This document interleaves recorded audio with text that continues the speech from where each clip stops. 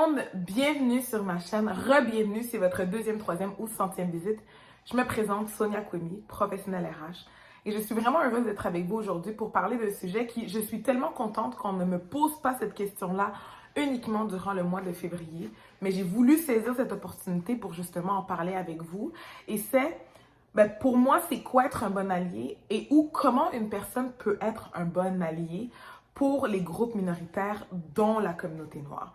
Donc, je suis vraiment contente justement d'avoir cette discussion-là parce que c'est un sujet qui est tellement important parce que ça peut avoir et ça aura, si vous décidez d'être un réel allié, un impact direct sur des collègues de groupes minoritaires autour de vous et les aider à avoir la carrière qu'ils méritent, les aider à avoir la carrière qu'ils souhaitent avoir pour eux. Donc, si le sujet vous intéresse, restez avec moi. Comme d'habitude, mon objectif avec cette chaîne, c'est bien entendu de vous donner du contenu gratuit qui vous permet d'avancer, de débuter vos réflexions. Et pour me donner la possibilité de continuer à grandir, je vous demande une petite chose, c'est de vous abonner à cette chaîne et de donner un petit thumbs up. Et si le cœur vous en dit à la suite du visionnement de celle-ci, bien entendu de partager avec une personne avec qui vous savez que ça va résonner. Alors tout d'abord, un allié, c'est quoi? Un allié, c'est une personne qui fait partie du groupe majoritaire, qui va tenir à cœur, qui va poser des actes courageux, qui va avoir des actions conséquentes pour soutenir les groupes minoritaires, surtout dans les moments dans lesquels ça compte le plus facilement. Parce que, bien entendu, quand quelque chose nous touche, quand on fait partie d'un groupe, quelque chose nous touche, c'est facile de parler, de poser des actions, de porter sa voix. Mais quand on fait partie d'un groupe majoritaire et que ça touche un groupe minoritaire, à ce moment-là, c'est là qu'on est en mesure de pouvoir voir quelles sont ces personnes qui sont des réels alliés pour nous. Quand on parle d'alliés, c'est qui? Donc, à la base, dépendamment de la situation, dépendamment du contexte dans lequel on se retrouve, les alliés peuvent être beaucoup de personnes. Ça peut être l'homme blanc, par exemple. Ça peut être la personne avec plus d'éducation. Donc, si, par exemple, vous avez des diplômes d'études supérieures, vous vous retrouvez dans un groupe de personnes qui n'ont pas eu la possibilité d'avoir de faire des études plus longuement. Ça peut être des personnes avec un contexte social qui est différent alors que vous vous trouvez dans une situation qui est plus avantageuse. Bref, faire partie du groupe majoritaire dépend du contexte dans lequel vous allez vous situer. Donc, c'est important d'en prendre compte parce que on peut se retrouver dans certains cas à être dans le groupe minoritaire et à avoir besoin du soutien de ces alliés-là.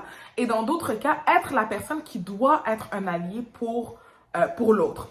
Donc, dans le cadre de cette vidéo, c'est sûr que moi, je vais plus me concentrer dans le contexte professionnel, dans le contexte du travail. Mais sachez que ce que je vais discuter avec vous aujourd'hui, ça se prête dans absolument toutes les facettes de votre vie. Alors, dans mon beau petit notebook, j'ai inscrit 5 façons que vous pouvez être un bon allié dans le contexte professionnel. Le numéro 1, c'est définitivement d'être un mentor. Avoir un mentor pour une personne qui fait partie d'un groupe minoritaire, c'est de l'or en barre. Ça donne la possibilité de pouvoir discuter de certains éléments auxquels cette personne-là n'aurait pas eu accès dans d'autres contextes, de comprendre une perspective qu'elle n'aurait pas vue parce que soit elle ne baigne pas dans ce contexte-là ou elle n'a pas eu la chance d'y être exposée. Et donc, d'offrir la possibilité de mentorer des personnes de groupes minoritaires, c'est un cadeau incroyable. Dans la même veine, qui est encore plus incroyable, être le sponsor de quelqu'un, c'est quelque chose de phénoménal. Être le sponsor versus le mentor, donc je veux faire cette distinction-là parce que une personne qui est votre sponsor, c'est une personne qui va parler pour vous, qui va advoquer pour vous sans que vous ne soyez là, sans que vous ne lui ayez demandé. Quand une opportunité va se présenter dans son cercle, elle va parler de vous, dire « You know what? Sonia, je lui en ai pas parlé du tout là. Sonia, elle serait incroyable pour ça. Est-ce que ça vous intéresserait de la rencontrer? Je vous le dis, c'est la personne parfaite.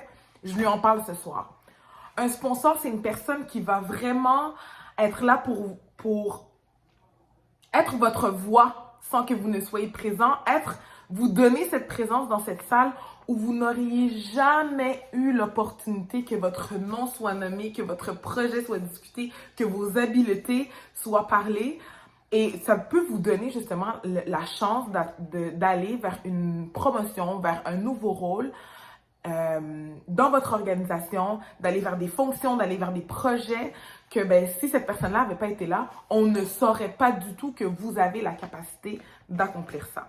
La deuxième chose que j'encourage les gens à faire pour être des bons alliés, c'est quand vous voyez qu'une personne d'un groupe minoritaire parle de quelque chose, que cette idée-là, elle est incroyable, elle est vraiment bonne, elle est phénoménale même vous trouvez, qu'elle est reprise par une autre personne d'un groupe majoritaire et que là, les gens se retournent et ouvrent leurs oreilles, mais que vous preniez le temps de dire « Hey, vous savez quoi? Sonia, elle avait parlé de cette idée-là, c'est vraiment incroyable. Qu'est-ce que vous en pensez, Sonia? Est-ce que tu as envie d'élaborer un petit peu plus? » Donc, d'être dans la salle et d'advoquer pour cette personne-là, devant elle, faisant partie du groupe majoritaire et elle du groupe minoritaire, votre voix donnera la possibilité justement à cette personne-là de porter plus et d'amener justement sa carrière, ses idées à un autre niveau. Invitez une personne du groupe minoritaire dans des événements où vous savez qu'il n'y aura pas une grande représentativité, où vous savez qu'elle n'aurait pas accès.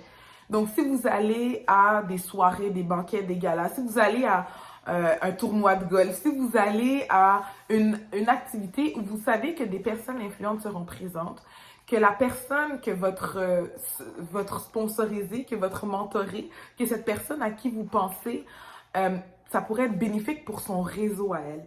Ça pourrait être bénéfique pour sa carrière, ça pourrait être bénéfique pour son avancement. N'hésitez pas à inviter cette personne-là. Il ne suffit qu'une fois pour que la personne puisse créer son réseau de contacts, établir ses relations avec une personne et agrandir son réseau pour justement acquérir, aller vers des choses auxquelles elle n'aurait probablement jamais eu la possibilité de faire. Quatrième élément, c'est d'être vraiment proactif dans son approche. Donc, de penser avant que les choses n'arrivent à des éléments qui pourraient être bénéfiques pour cette personne-là. Ça peut passer par tellement de choses, mais d'avoir cet esprit de proactivité pour soutenir ces personnes de groupes minoritaires, mais ça leur donne la possibilité justement d'aller vers quelque chose d'incroyable. Et le dernier élément, c'est de ne pas hésiter à advocate, ne pas hésiter à parler des difficultés que ces groupes-là peuvent vivre parce que votre voix aidera à faire résonner encore plus ces éléments-là. Donc, ça peut être vraiment difficile pour des personnes issues de la communauté noire, justement, de tous les jours parler de choses, d'éléments qu'ils vivent difficilement, de choses qui sont... On peut avoir l'impression qu'au final, ben, est-ce que je suis toujours en train de me plaindre? Comment est-ce que les gens m'entendent? Est-ce ils ont l'impression que je suis toujours en train de bourdonner dans leurs oreilles? Mais vous, faisant partie du groupe majoritaire, si vous portez cette voix-là, si vous dites non, attention, pour eux, voici exactement ce que ça veut dire. On a déjà eu cette discussion-là, ils l'ont déjà mentionné maintes et maintes fois. Let's be careful.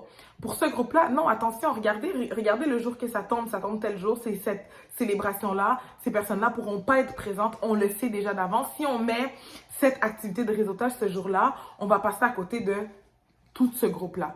Bref, ne pas hésiter sans que la personne ne soit là, ou même quand elle est là, à parler pour elle, à parler pour sa voix. Ça va faire résonner ses enjeux et ça va sensibiliser encore plus, le groupe majoritaire. Donc voilà, c'est mes 5 éléments que je vous recommande de mettre en place si vous souhaitez être un allié incroyable.